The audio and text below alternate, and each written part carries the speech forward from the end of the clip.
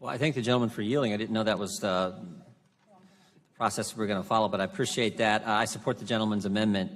Ask yourself a series of questions. I did this last time we got together on the same issue. In the summer of 2016, ask yourself a series of questions. Why would the Attorney General of the United States tell the FBI Director of the United States to call the Clinton investigation a matter, not an investigation? Why would she do that? Why in the summer of 2016 would the Attorney General meet with the former President, Clinton, on the tarmac 1 day before the Benghazi report is to be released, 3 days before Secretary Clinton is to be interviewed? Why would the Attorney General meet with President Bill Clinton on the tarmac at the Phoenix airport? Why would she do that? Why would, in the days just following that meeting between Ms. Lynch and President Clinton, why would the Attorney General of the United States, in correspondence with the public relations folks at the Justice Department, why would she use the name Elizabeth Carlisle on her emails and not Loretta Lynch? Why would she do that? Mr. Raskin, you're laughing. I'm laughing too. Why would she do that? If you're just talking about grandkids and golf, why the need to use a fake name? Right? Why would she do that? And why would the Department of Justice give Cheryl Mills the greatest immunity deal I've ever seen, the Secretary Clinton's former chief of staff? Why would they do that in the summer of 2016? And why would Director Comey, as my friend and colleague pointed out, draft an exoneration letter before the investigation of Secretary Clinton is complete and before Secretary Clinton has even been interviewed by the FBI? Why would all those things happen in the summer of 2016? It just seems like a logical question to ask. Maybe, just maybe, it was because there was something else going on in the summer of 2016. Maybe there was a presidential election, and maybe the United States Justice Department was trying to influence what happened in that election. I think it's maybe a logical conclusion to reach, and certainly some questions need to be asked. But that raises one more important why question this committee needs to ask ourselves today. Why won't, this is where the ranking member is right, we should conduct our own investigation, the ranking member just said, which raises an important why for the House Judiciary Committee. Why won't this committee look into this situation? Why won't we look into exactly what Mr. Gates is asking for? Mr. Chairman, we sent a letter 7 weeks ago to the Justice Department asking for a bunch of documents. Have we got any of those documents yet? I don't think we have. So maybe it's time the House Judiciary Committee did its job and started looking into these issues that Mr. Gates raises in his resolution that this committee passed 7.5 weeks ago. Maybe that's the most important. All those other why questions from 2016 are pretty darn important, but the most important why question is, why isn't the Judiciary Committee looking? I would love to have Mr. Comey sitting right there where these folks are sitting at the table and ask him some questions about those things that took place in the summer of 2016. I'd love to have Loretta Lynch sit there, ask her some questions about why these things took place and why did she have to use the alias Elizabeth Carlisle? That's the kind of thing I think the American people are demanding. Those are the questions they want to ask. And the most important question is the one we need to ask ourselves. Why isn't the House Judiciary Committee doing an investigation? So I support the gentleman's amendment. Hope it passes. Hope we don't just table, call the previous question on the Democrat amendment. I hope we pass Mr. Gates' amendment and refer it favorably. Hope we actually start getting the documents we requested 7 weeks ago from the Justice Department. With that. My friends, it's one thing to have a political opinion. It's quite another thing for members of America's top law enforcement agency to discuss ways to prevent Donald Trump from being elected president. Now, we should note here that Strzok was removed from the Mueller probe after FBI officials became aware of these texts. But I say there must be more to the story, and today Republicans demanded real answers from Rosenstein. What's it going to take to get a second special counsel to answer these questions and find out, was Peter Strzok really up to what I think he was? An inspector general has 500 employees and a $100 million budget, and this is what he does. What kind of text message do you have to see before you say it's time for a second special counsel? We take very seriously the concerns of 20 members of this committee or one member of this committee, but we have a responsibility to make an independent determination. Would you have any opinion on the lack of the fruit from the poisonous tree that might have been erased by Peter Strzok? Well, as a legal matter, Congressman, I can tell you that if evidence is tainted, then that would raise a concern for me. But typically, our cases would be prosecuted based upon witnesses and documents. How, with a straight face, can you say that this group of Democrat partisans are unbiased and will give President Trump a fair shake? We recognize we have employees with political opinions, and it's our responsibility to make sure those opinions do not influence their actions. This is not just political opinions. This is disgusting, unaccountable bias, and there's no way that could not affect a person's work. Were you aware of just how biased Mr. Strzok was? No, I was not.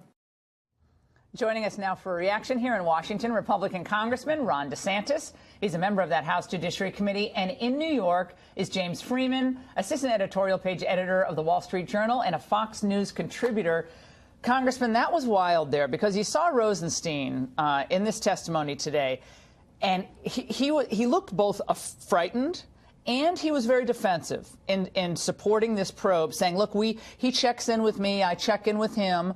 And it's all going to be okay. They're taking care of it. Were you convinced? Well, no. I mean, you go back to when he appointed Mueller to begin with. He didn't even identify a crime. He said, oh, Comey's doing a counterintelligence investigation. Just go try to find something. So I think he made a mistake from the beginning. He criminalized politics, basically. Now he sees in the face of these text messages, we have the lead agent on Hillary, who exonerated her, and then the lead agent on the Russia case saying, yeah, maybe he doesn't get elected. Yeah, we're talking in Andy McCabe's office, who's, by the way, the deputy director of the FBI. This is in the middle of the campaign. But we can't, the FBI, take that risk. We need an insurance policy to prevent Trump from getting elected.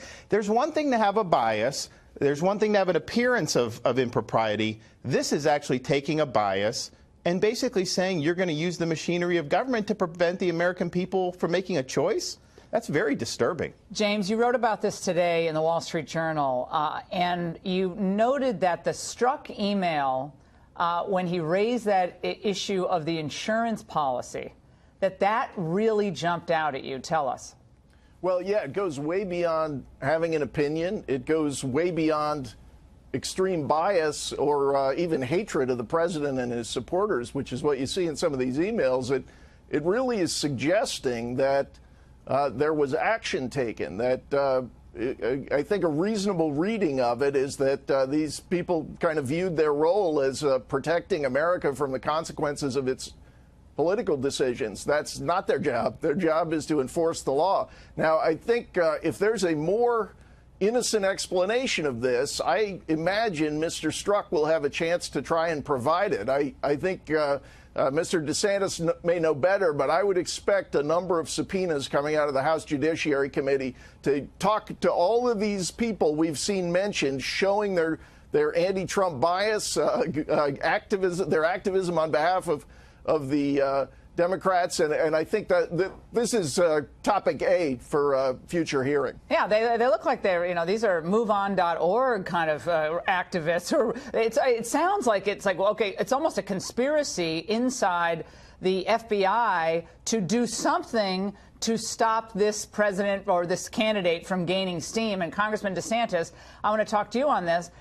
You want some of these people to be subpoenaed. The documents aren't as forthcoming as they should be, coming fast to you, to the committee as they should be. But will you be able to get Peter Strzok to testify? I think we will eventually. So remember, Bruce Orr is a high-ranking Justice Department official. He just got demoted because he was meeting with Christopher Steele, who Fusion GPS paid to do the Trump dossier before the election, and then meeting with Fusion GPS after the election. Oh, by the way, the guy's wife works, guess what, at Fusion GPS. So I think you have a confluence of a number of people in the Justice Department, a number of people in the FBI, knee-deep in the dossier. So, yes, we need to know how did they get the dossier? Did they pay for the dossier? Rosenstein wouldn't tell us whether your tax dollars were used for the dossier. So we need all of those answers. I think Strzok needs to come in. I think Orr needs to come in. I think McCabe needs to come in. And we got to put him under oath. What kind of conversations are they having in the offices? Don't they have, like, bad guys to stop, like real criminals and real work to do at the FBI? But they're sitting around agonizing about whether Donald Trump will win the presidency, apparently. And they're like, oh, my God, he's the worst ever. And What if he wins and we've got to stop it? And you Cape Crusader, what are you going to do? The whole thing is just, it's embarrassing for the FBI. So all of these people, and James, I want to hear from you, all of these people, Republicans and Democrats, who trotted out Bob Mueller as an unimpeachable arbiter in a special counsel prosecution or investigation. You could never question him because he was a Vietnam vet. He was bipartisan respect. I got to say, in watching this thing play out, I'm not impressed. I'm just not impressed with how he's handled this. I'm sorry. I'm not. Yeah, it's hard to think of what team he could have assembled that would give his investigation less credibility. And you're talking about what they're talking about in the office. I mean, remember, these are careful, experienced lawyers. This is what they're putting in writing and text to each other. You can only imagine what they're saying about Trump and their plans for him when they're not recording it. But I think that also that discussion within the office, and it comes up in the context of them talking about the insurance policy, not sure what that means, seems to be some effort to keep Trump from being president. FISA. That's what my gut is. It's a FISA warrant. It raises the question, who else? Yeah. So we've been talking about Strzok and Page. Lisa Page getting that FISA warrant, maybe pushing that FISA warrant. If I had to guess right now, it sounds like it's something out of Homeland or 24, the old 24 show. But it sounds like, all right, you go in and get the FISA thing. We'll monitor what the campaign's doing, and if we have to bring out the big dogs at FISA, we'll do that. I mean, the whole thing. And given Strzok's job, he's probably the guy who would do that. I mean, get the FISA warrant, given his counterintelligence role. Who knows? Exactly.